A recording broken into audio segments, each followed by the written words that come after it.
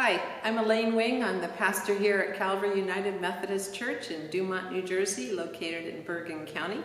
I'm glad to be with you again today as we continue our walk through Psalm 23, the Shepherd's Psalm. Today we're going to look at the fourth verse of Psalm 23, one that can help us with fear and anxiety that comes particularly during this time of hardship that we know now as the pandemic. Here's my question for you. What valleys have you gone through or are you facing now? When shadows fall across your path, to whom do you turn for comfort and courage? Corrie ten Boom, one of my favorite authors, used to say, when the train goes through a tunnel and the world inside the train gets dark, do you jump out? Of course not. You sit still and you trust the engineer to get you through the tunnel. The words from the psalm, even though I walk through the valley of the shadow of death, I will fear no evil, are words that we associate with death. We hear them so often at the time of a funeral or memorial service. The interpretation in Hebrew in the King James Bible suggests it is not the fact of death, but the knowledge that we will one day die that casts a shadow over our lives. Rabbi Harold Kushner tells of a time when their 14-year-old son, Aaron, died of progeria, an extremely rare, rapid aging disease.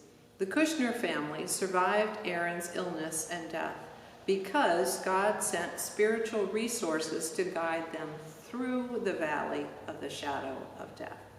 Kushner writes, the psalmist realized God's role was not to protect him from pain and loss, but to protect us from letting pain and loss define our lives.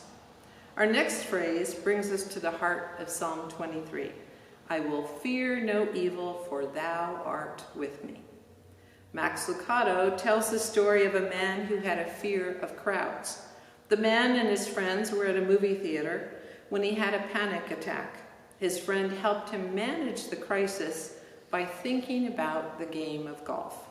He asked him, when you are hitting your ball out of the rough and you're surrounded by trees, what do you do? I look for an opening. You don't stare at the trees? No, I found an opening and I focus on hitting the ball through the opening. Then do the same in this crowd. Don't focus on the people, focus on the opening. So rather than focus on our fear or our anxiety, let's focus on the solution. In Hebrews 12, 1 and 2, we read, let us run with endurance the race that is before us, looking unto Jesus, the author and finisher of our faith.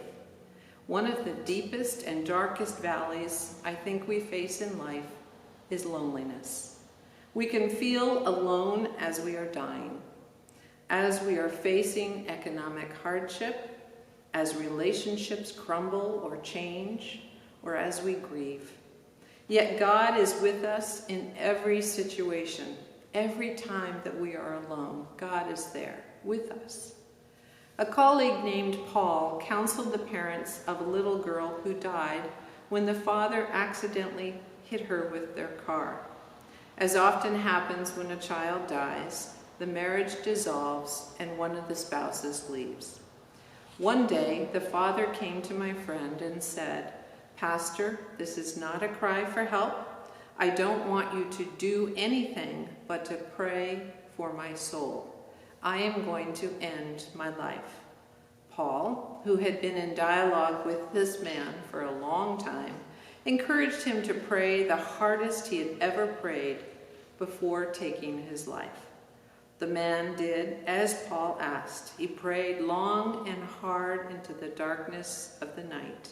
As he prayed, it was as if the shadows parted and he saw his little girl silently standing before him, smiling at him and filling him with the peace and calm that had left him at her death.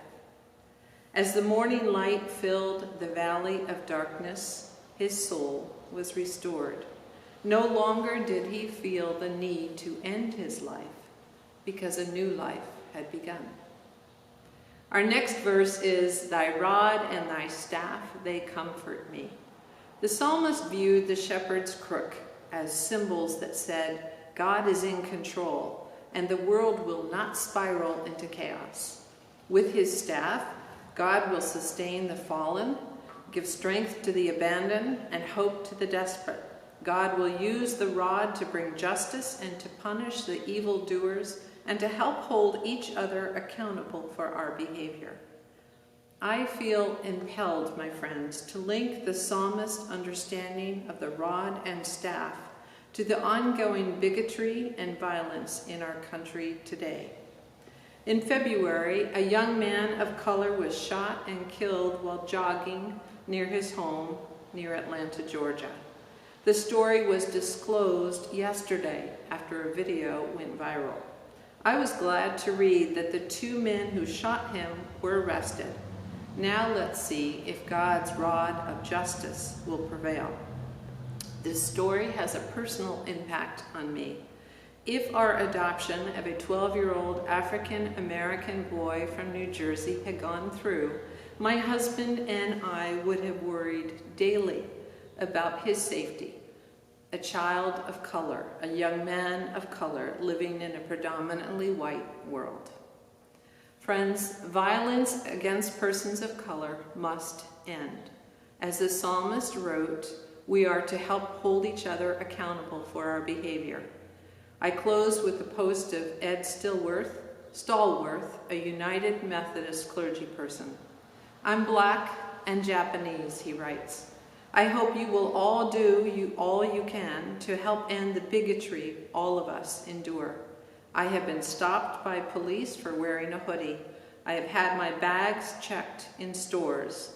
Because I'm a lighter brown, I have been told to go back to Mexico. Last week, I was accused of spreading the coronavirus and told to go back to China. Every person of color has stories.